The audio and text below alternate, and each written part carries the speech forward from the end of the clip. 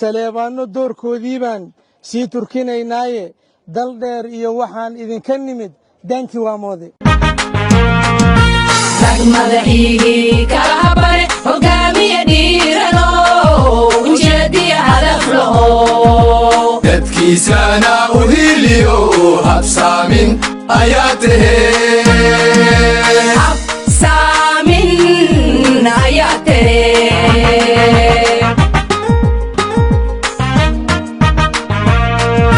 kuwa jira han yaro naga heeraye hulaab xume yuuna dagin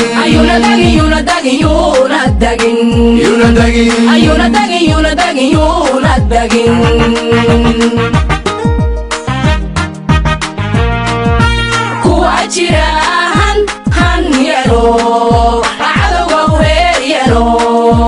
boqonaha naga heeraye hulaab xume yuuna dagin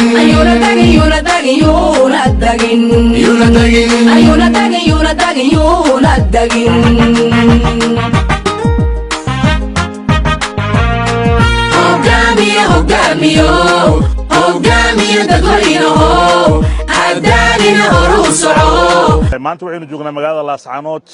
ilaahay subxaanahu watacaala wuu inasama keenay guddigeenna waa guddi ka soo kicitimay magaalada cape town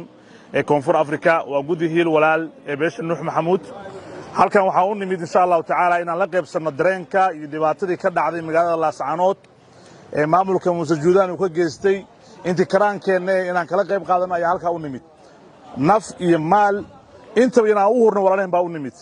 ilaahay subxaanahu watacaala wuxuu qur-aankiisa ku leeyahay wajaahiduu fii sabiilillaahi biamwaalikum wa anfusikum awal maalkaa la hormariyey waxaynu keennay waxa la wixii haynay maal nafteennana waan keennay insha allahu tacaala waxaan diyaar u nahay inaan nafteena iyo maalkeen u hurno guddigu wuxuu ka kooban yahay ilaa 4 guddiya suldaankii beeshaa nala socdo suldaan sheekh yaasiin sheekh abukar waxaa nala socdo guddoomiyihii jaalidii nuux maxamuud xaji cabdulle cumar waxaa nala socdo ganacsada haween ee beesha nuux maxamuud cali geedi faarax maalinka qiyaamo waxa ka dhacay magaalada laascaano dulmi bay ahaayeen dadkan waa lagu soo gardarooday dhib badan baa loo geystay carruurtoodii baa la laayey maxastoodii baa la qixiyey waa arrin aan dhaqanka soomaaliyeed ku habboonayn arrinkaasi annagu waan cambaaraynaynaa maxaan ku yidhahdaa ka beel ahaan beesha nuux maxamuud sidaad og tihiin annagu waxaan degannahay koonfurta soomaaliya waxaan degannahay jubbooyinka waxaan walaalaheen ugu nimi si aan ula qaybsanno dhibaatooyinkii loo geystay si aannu u tusinno dareenka walaalnimo walow deegaanku uu na fogeeyey haddana waxa weeye meeshii wada dhalashaa jirto xiriir baa jira damqashaa jirto dal shisheeyaannu idinkaga nimi si aannu idinla qaybsanno wixii maxaan ku yidhahdaa karaanka iyaga ahaa ee adduunyaan gacanta ku haynay waxbaan maxaan ku yidhahdaa soo ururina yar aan sidaa u badnayn oo dhiigjoojin ah waxay tusinaysaa ma ahan waxa aan keenna qiimuhu ma aha laakiin safarta aan soo galnay iyo meesha aan nimi iyo dareenka aan qabno taasaan filayaa walaalahayo inay ku qancin doonaan waxaan nahay darwiish ka timid daantii bariyeede hadday diriri qadhaadhaato waa laysu soo dumiye qofba wuxuu la duulaa ninkay dir isu raacaanay dusha maxamed joogiye saciid waan isku daraynaaye dusha maxamed joogiye saciid waan isku daraynaaye saleebaanno doorkoodii baan sii turkinaynaaye dal dheer iyo waxaan idinka nimid daantii waa moode reer laascaanood insha allahu guushu gacantiinnay ku dambayn sidaan ognaha taariikhta qadiiman wa xadiidan nin aad isgasheen guul idinkalama rogan marka insha allahu tanna sidaa unbay noqonaysaa guushu waa gacantiinna annaga waxaan ka soo kaxitaymnay wifti ballaaran ee ka imaaday koonfur afrika una imaaday dagaalka gardarrada qaawan ay ku soo qaadeen nimanka la magac baxay maamulka somalilan ee warkaco muuse biixi taas oo guddiga isu xilqaamay iyo dadka deegaanka ay diribta kala hortageen intii dhimatay oo shahaadada jannadii allah ka waraabayo inta dhaawacantana allah u boogadhayo arrinta hadda ogsoontihiin waxaan ka nimaday afrika meesha ugu dambaysa wax naga dambeeya biyo laakiin naga dambeeya wax naga dambeeya ma leh marka waxaad garagadhihiin macnaha inta waxaa naga tihiin meesha nooga taaliin waxaan u nimid halkan inaan idinla qaybsanno xanuunka idin gaaray gobollada SSC deeqda hadda maanta aan keenay maahan tii ugu horeysay gacantayna soo gaartay mana noqon doonto tii ugu dambaysay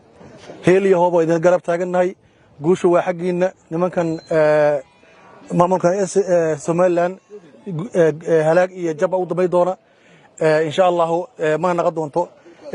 tii ugu dambaysay maanta waxa ilaa maadiisa in madowga harti halkan isugu wada imaanay oo maanta tafaraw isanaga jirin marka waxaan rabaa inaan ku dhiftay garhaal hada ana gaboobay laakiin macnaha shucuurtida kaxsan maadaama aan halkaas ka imiday suudaankan ina bal aniga diilka ku sii dhiftayna maga isku duubnidiin iyo dadaalka wadaan inta diir wadaagtaan harti waa ku diirsaday waan loo dabaaldegay jamaahiiray duulo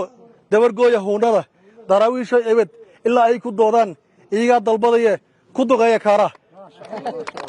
doon biir qaata dulli magaca sheegta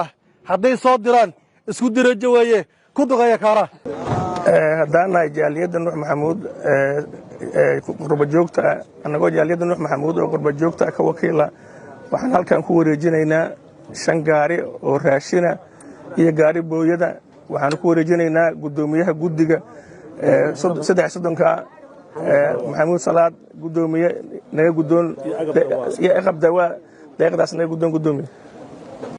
maanta ay taariikhdu tahay 29 bisha July waqtigan aan hadda joogno waxaan halkan kagala wareegaynaa beesha nuux maxamuud saleebaan ay oo noo keentay deeq raashin iyo shidaal iyo dawo ah jaaliyadahooda kabtoon iyo jaaliyadahooda kaleba iyagoo maaragtay ka xanuunsaday oo ka danqaday dhibaatada iyo tacadiga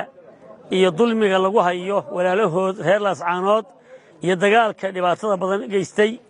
ee uu Muuse Biixi iyo xukuumaddiisu u geysteen ayay ka soo danqadeen oo haysan waayeen meesha aad garanaysaan oo Cape Town waa koonfur Afrika meesha u dambaysa halkaasay ka soo gurmadeen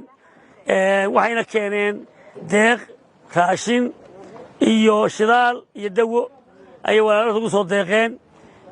waan u ducaynaynaa waana u mahadcelinaynaa walaalaha reer nuux maxamuud waxaan leenahay jasaakumullahu khayr ilaahay la idin barakeeyo ilaahay subxaanahu watacaala miisaanka xasanaadka idiin saaro waxaad dareenka walaalihiin aad u danqateen ee u soo gurmateen maalkiina keenteen naftiina keenteen haddana aad ciidanka ballan qaadeen tababarka ku jira ee difaaca ka qayb qaadan doona aad baan u soo dhawaynaynaa